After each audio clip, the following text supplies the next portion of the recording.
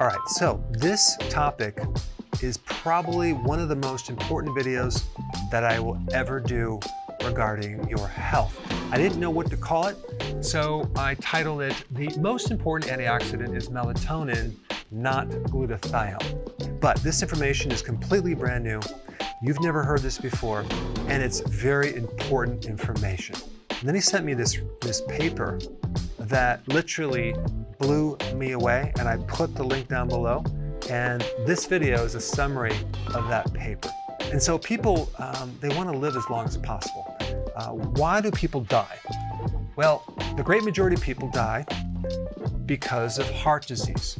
That's the first cause of why people die. The second cause is cancer. And the third reason why people die is related to some metabolic illness. It could be diabetes, it could be Alzheimer's. It really depends on what country you live in, but typically it's related to some metabolic underlying cause. And what's common about all these reasons why people die is that they're all mitochondrial diseases.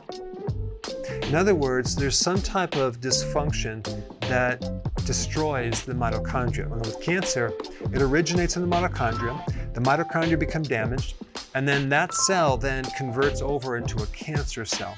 Now with heart disease, we have a lot of free radical damage, whether the person's on a high carb diet or they're a smoker or they have a lot of oxidative stress. And then we create this irritation or inflammation in the inner arteries, but that damage is being created in the mitochondria.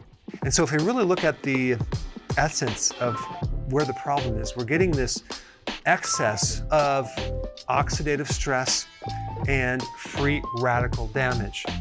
Normally, our body is supposed to protect against that, okay? And the way that it protects against that is through the antioxidant networks. There's certain enzymes that act as antioxidants, one being glutathione. It's considered the most important antioxidant. But guess what? Melatonin is even more powerful and more effective because melatonin is not only an antioxidant, it triggers other antioxidant networks, including glutathione. I mean, melatonin is twice as powerful as vitamin E. And we know the importance of vitamin E to prevent heart disease inside the arteries. So melatonin is a very powerful antioxidant, and it triggers other antioxidants. Now, you're probably saying right now, wait a second, I thought melatonin was really about helping you sleep. It's involved in the circadian rhythm. It helps people take it if they get jet lag. And maybe you've heard something about how melatonin is now used to help your immune system, since it's now considered an immune modulator to help you regulate your immune system. And of course, I won't mention specifics, but it's very, very powerful against certain viruses. And on top of that, there's a lot of research on how it's an extremely potent anti-cancer compound or a hormone. All right, so maybe you already knew that. But what you don't know is this. There are two forms of melatonin. There's a type of melatonin that is in your blood circulatory system, as well as inside your pineal gland. And your pineal gland makes melatonin stimulated from darkness, okay? But there's also another type of melatonin that is subcellular. That means it's inside your cells. It's inside the mitochondria. And the reason why it's there is to help protect against the massive oxidation and free radical damage that usually occurs in the mitochondria. So there's two forms of melatonin, circulatory and subcellular. This part right here, the mitochondria that's inside the cells, is the great majority of the melatonin in your body. In fact, there's some new data that indicates that the melatonin in your pineal gland is really only a backup or supplemental to this other system. So if you don't have enough in your cells, then it'll actually take from the pineal. Now guess what's gonna happen if you don't have enough in the pineal? It's gonna affect your sleep. Your quality of sleep is gonna be crappy.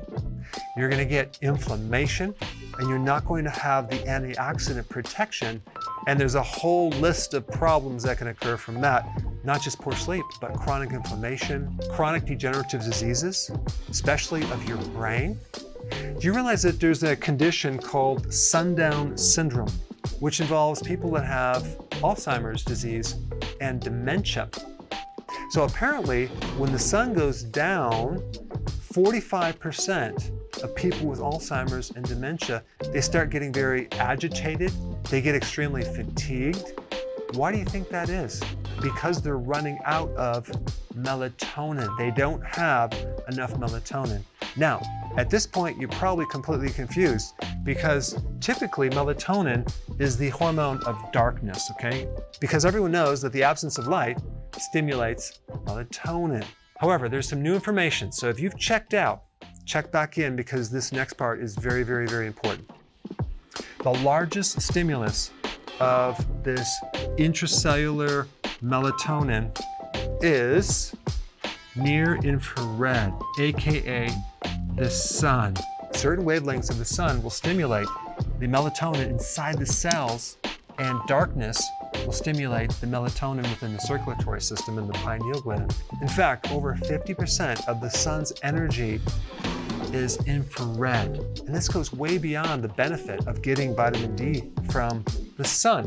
You ever notice why when you sit in front of a campfire, you feel so relaxed and you probably sleep a lot better? Because natural fire gives off infrared. Campfires are very therapeutic. Or why you might feel very relaxed if there's candles around the house. Infrared. When you use incandescent lights, okay, those are the lights that have been around since the 1800s, the type of light that's generated from a heating filament versus LED, which uses a completely different technology. Incandescent lights give off infrared.